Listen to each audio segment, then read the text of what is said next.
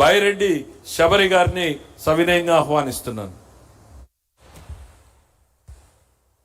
గౌరవ సభాధ్యక్షులు పయ్యావుల కేశవ్ గారికి ధన్యవాదాలు తెలుపుతూ, స్వర్ణాంధ్రప్రదేశ్ నిర్మాత,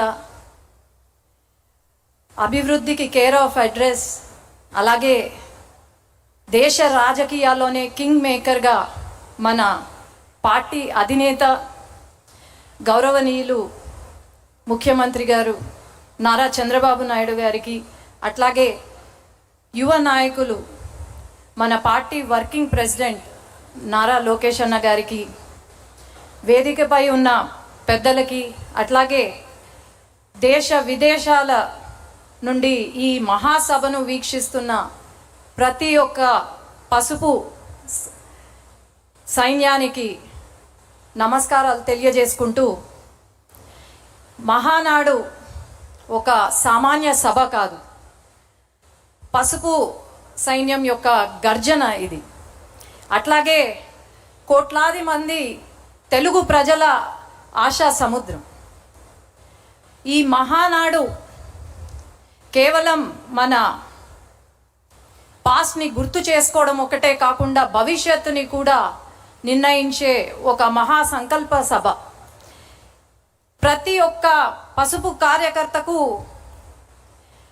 ఈరోజు ఒక కనుల పండుగ మాదిరి.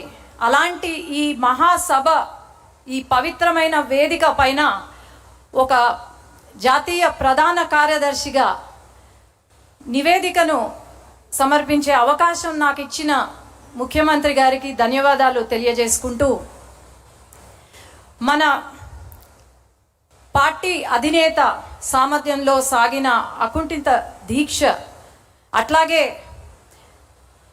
బీజేపీ జనసేనతో మనము ఏర్పరచుకున్న పొత్తు, కూటమి ప్రభుత్వం, ప్రజాస్వామ్యంని మనం పరిపాలనగా చూపిస్తున్నాం. అట్లాగే ఏదైతే ప్రతి వర్గంలో, మన రాష్ట్రంలో ఉన్న ప్రతి వర్గానికి సంక్షేమం అందిస్తూ సువర్ణ పాలనను అందిస్తున్నాం. 5 సంవత్సరాలు గొడ్డలి పరిపాలన ఎలా ఉందో మనం అందరం చూసాం. అభివృద్ధి, సంక్షేమం మన నినాదం అయితే, వారి నినాదం హత్యలు, అవినీతి, దోపిడీలు. అట్లాగే మన రాష్ట్రంలో ఉన్న ప్రతి వర్గంలో ఉన్న ప్రజలు బాధపడ్డారు.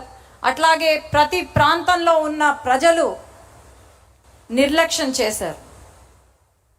ఈరోజు మనం అభివృద్ధి, సంక్షేమం వైపు పరుగులు తీస్తున్నాం.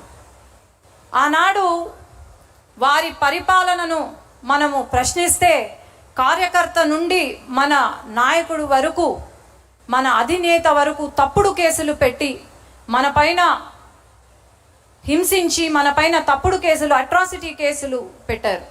మన కార్యాలయ పైన దాడి చేశారు. అట్లాగే మహిళలు అని కూడా చూడకుండా మన పైన దాడి చేయడం, అట్లాగే అసభ్యకరంగా మాట్లాడడం, మన వ్యక్తిత్వాన్ని కించపరచడం చేశారు. మనమే అనుకుంటే మన పిల్లల్ని కూడా ఆఖరికి హింసించారు.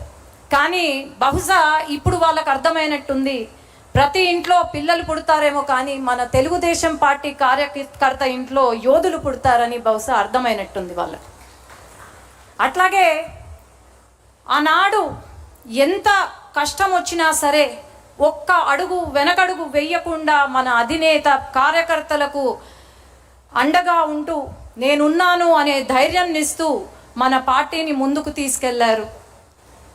ఈరోజు మనము ఒకటే మన మనసులో ఉండాలి, మనం పని చేసేది మన పార్టీ కోసం, మన అధినేత కోసం, అట్లాగే మన పార్టీ యొక్క నినాదం కోసం తప్ప వ్యక్తిగతంగా కాదు అని నేను తెలియజేసుకుంటున్నాను.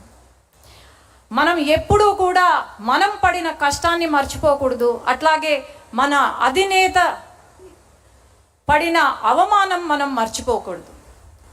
ఎప్పుడూ కూడా ప్రతి ఒక్కరం కాలరెత్తి గర్వంగా చెప్పుకునే ఒక రోజు వస్తే, మన ప్రాణం ఉన్నంత వరకు మనం తెలుగుదేశం పార్టీ కార్యకర్త అని ధైర్యంగా చెప్పుకోవాలి. ఈరోజు మరి కొంతమంది మనల్ని బెదిరిస్తున్నారు. ఆ బెదిరింపులకు బెదిరేది తెలుగుదేశం పార్టీ కార్యకర్త కాదు.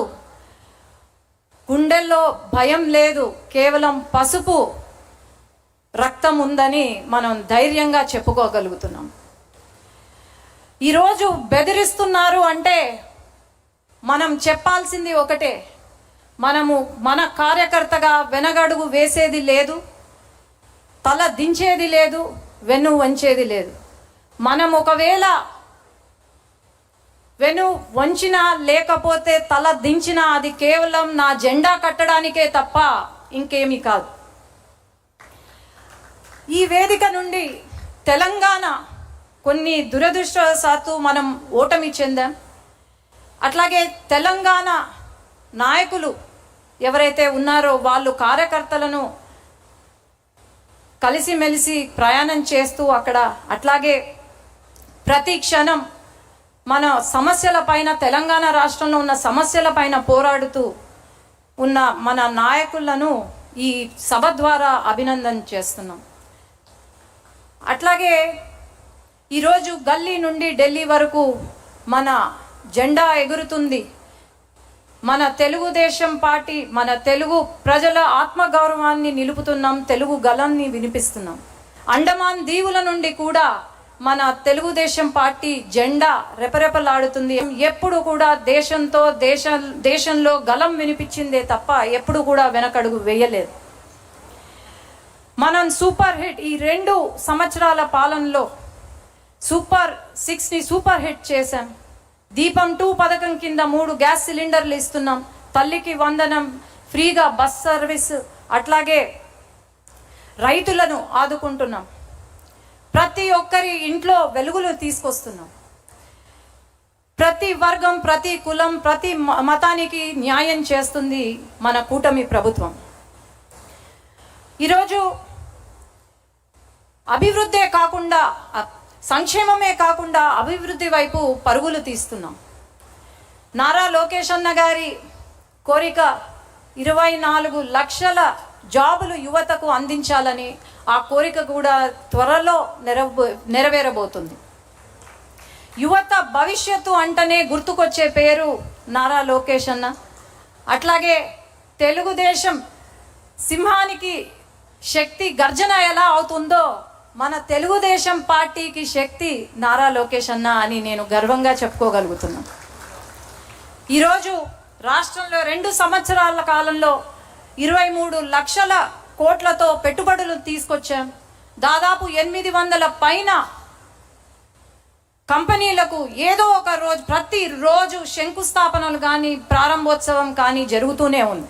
కానీ గొడ్డలి పార్టీ సమయంలో ఒక్క కంపెనీ కూడా రాలేదు అని నేను చెప్తున్నాను. అట్లాగే సంక్షేమం, అభివృద్ధి, జాబ్సే కాకుండా ఒక పక్క ఇరిగేషన్ ప్రాజెక్ట్స్ని పూర్తి చేస్తున్నాం. శాంతి భద్రతను మనము చూసుకుంటున్నాము. ఇలా చేసుకుంటూ పోయి 5 సంవత్సరాల కాలంలో మనం అనుకున్న టార్గెట్ రీచ్ అవ్వబోతున్నాం. అలాగే నా స్పీచ్ కంప్లీట్ చేసే ముందు యువగలం పాదయాత్ర గురించి చెప్పాలి. ఆనాడు యువగలం పాదయాత్ర ద్వారా లోకేష్ అన్న ట్రైలర్ చూపిస్తే ఈరోజు ప్రజలే సినిమా చూపించారు మన గొడ్డలి పార్టీకి. ఆనాడు ప్రతి అడుగున అడ్డంకులే, ఆ అడుగులు ఈరోజు శక్తిగా మారి, ఆనాడు యువగలం అడుగులే ఈరోజు శక్తిగా మారాయని గర్వంగా చెప్తున్నాను.